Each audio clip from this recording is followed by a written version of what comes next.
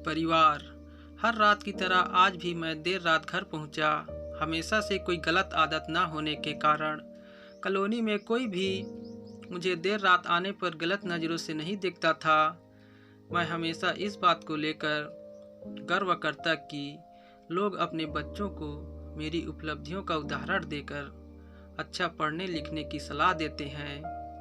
खैर, यही सब सोचते हुए मैंने अपनी चाबी से घर का दरवाज़ा खोला। हालांकि मुझे पता था कि जब तक मैं घर नहीं पहुंचता तब तक दीप्ति को नींद नहीं आती थी, पर मैं अपने 5 साल के बेटे चिंटू को नींद से नहीं जगाना चाहता था। दरवाजे की हल्की सी आहट पाकर दीप्ति हमेशा की तरह कमरे से बाहर आई। तब तक मैं हाथ मुंह धोने बाथरूम की तरफ जा चुका था और हमेशा की तरह दीप्ति खाना गर्म करने किचन में चली गई। हर रोज़ ऐसा ही होता था। सुबह घर से निकलने के बाद हमारी मुलाकात रात को खाने पर ही होती थी। दीप्ति को इस तरह की जीवन शैली से कोई प्रॉब्लम नहीं थी। एक हाई क्लास सोसाइटी में अपनी साख बनाने के लिए हर किसी को इस हद तक की मेहनत करना ही पड़ती थी। चिंटू सो गया। खाते हुए मैंने दीप्ति से पूछा, हाँ, काफ़ी देर से आपका इंतज़ार कर रहा था, लेकिन फिर इंतज़ार करते करते ही सो गया। दीप्ति ने शिकायत भरे लहजे से कहा, लेकिन हर बार की तरह मैंने मुस्कुराकर बातों को टाल दिया।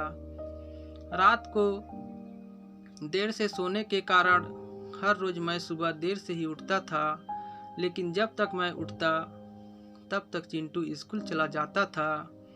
चिंटू की हमेशा शिकायत रहती कि मैं उसे कभी बाहर घुमाने नहीं ले जाता, और शायद इसी बात को लेकर वो मुझसे नाराज़ भी था। हमेशा की तरह मैंने उठकर दीप्ति को आवाज़ लगाई और बाथरूम में घुस गया। थोड़ी देर में ही दीप्ति नहाने के लिए गर्म पानी ले आई। तुम नहीं होती तो मेरा क्या होता।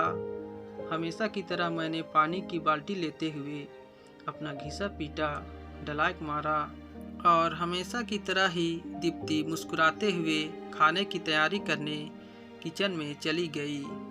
खैर, ऑफिस के लिए तैयार होकर जब मैं डाइनिंग टेबल पर आया तो चिंटू मुंह फुलाए बैठा था। क्या बात है जनाब, आज स्कूल नहीं गए? मैंने प्यार से चिंटू के बालों पर हाथ घुमाते हुए बोला। आज संडे है, चिंटू ने गुस्से भरी आवाज़ों से कहा। काम की भाग दौड़ में मैं यह भूल भी गया था कि आज संडे है, और आज दिन में मैंने चिंटू के साथ मूवी जाने का प्रॉमिस किया था, लेकिन आज तो मुझे क्लाइंट मीटिंग के लिए ऑफिस जाना था। मुझे ऑफिस जाता देख चिंटू को अपना मूवी प्लान खतरे में पड़ता दिखाई दे रहा था, और शायद इसीलिए वो मुझसे गुस्से से बात कर रहा था। पापा, आप 1 घंटे के कितने पैसे कमा लेते हो? अचानक चिंटू ने पूछा। चिंटू ने पहले कभी इस रवैये से मुझसे बात नहीं की थी। शायद गुस्से में उसने ऐसा कह दिया। लगभग 1000 रुपये, मैंने कहा। क्या आप मुझे 500 रुपये उधार दे सकते हो?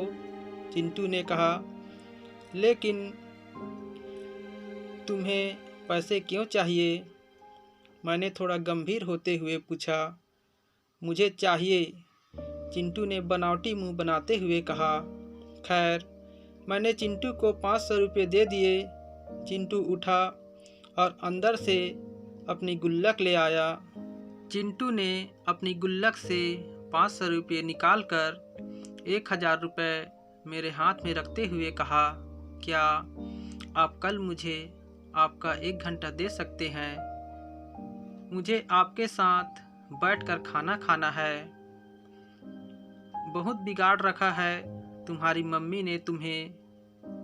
चिंटू की इस हरकत पर मैंने गुस्से से चिंटू को एक थप्पड़ लगाते हुए कहा।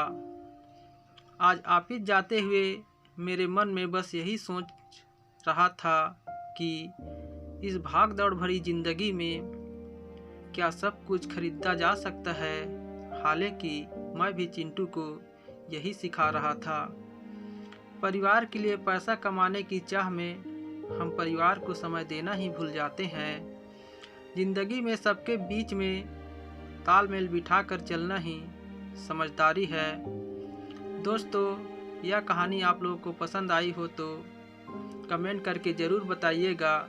ऐसी ही और मज़ेदार कहानियाँ सुनने के लिए हमारे चैनल को सब्सक्राइब कर लीजिए, लाइक कीजिए, शेयर कीजिए। कहानी सुनने के लिए धन्यवाद।